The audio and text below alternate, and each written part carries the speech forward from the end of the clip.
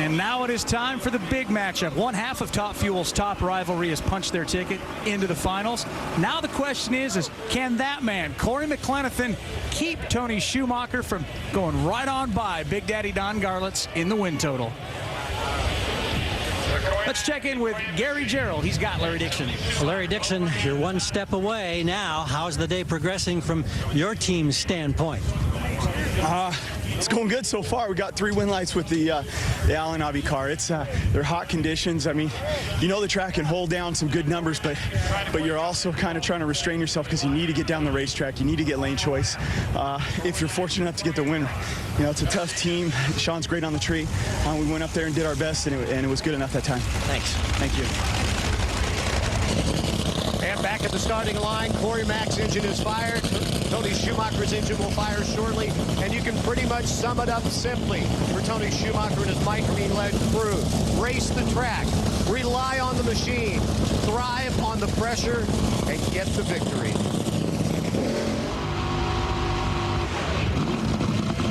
Burnouts for Cory Mac complete. As you look in the eyes of 8-time Mac Tools U.S. Nationals champion Tony Schumacher.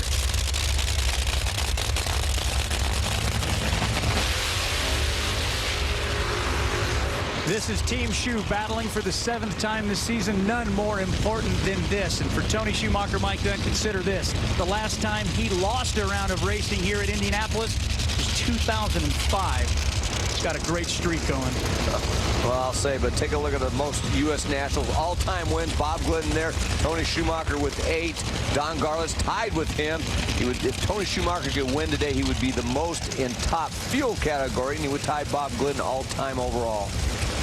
Dave, I know you mentioned a bit earlier that Mike Green, the man we're seeing right there on the screen, lost his mom day before yesterday. I happened to be in the Schumacher camp yesterday, early in the day, when a group of about 30 or so rallied in support of Mike Green, showing support to Mike and his wife and his family at the loss of his mom. She had recently been diagnosed with cancer and had moved in to live with Mike and his wife. And the outpouring of support was so emotional, and you saw crew members with tears streaming down their face. It was one of those very special moments telling you just how tightly knit this NHRA drag racing community is. Racing with a purpose. That's what the U.S. Army crew is doing. Only Tony Schumacher, Larry Dixon have won this race in the last 10 years. Can Cory McClenathan end that streak right here? Tony Stewart looking on.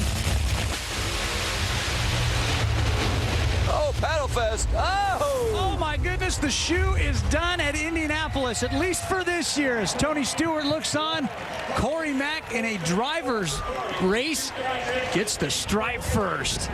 Well, we had Tony Schumacher on the set this morning. He said this is what he thrives for. And I'll tell you what, Cory McClenathan just outdrove him on this particular run. They had identical reaction times. Both cars' drivers spun the tires at exactly the same point.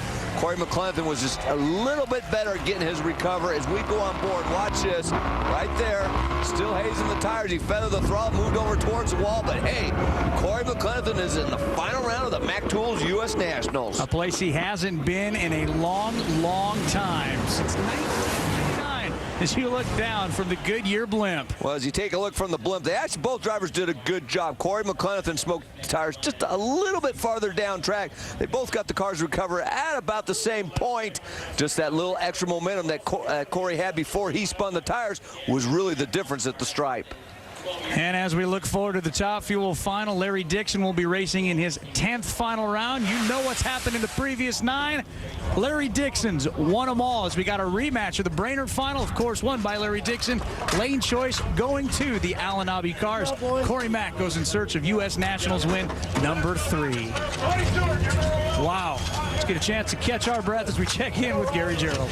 Well, Tony, you talk about how tough these rounds are, one after another. You come out of there with a smile on your face, but it has to sting, doesn't it? Oh, you know, obviously we could have gone out there and we didn't have to do that, but life's tough, racing's fun, and that was just a blast. You know, obviously those are real fun when the win light comes on, but for the U.S. Army and Matco Tools, we got one DSR car in the finals. I'm going to be pulling for them, and we'll sit there and see if we can't get this thing done. Thanks, Arch. Very gracious in defeat. Mike, what happened here? Well, basically the same thing that happened to Cory. The car was a little bit slower earlier. They had probably backed it down, but when they tried to apply the clutch and horsepower, it spun the tires. Tony did a great job of backpedaling, just like Cory did. Actually pedaled it twice, but unfortunately that little bit of extra momentum that Cory had before he spun the tires, because they spun about the same time, that was the difference for Cory getting the win. A lot of respect shown between the DSR teammates Cory McClenathan and Tony Schumacher.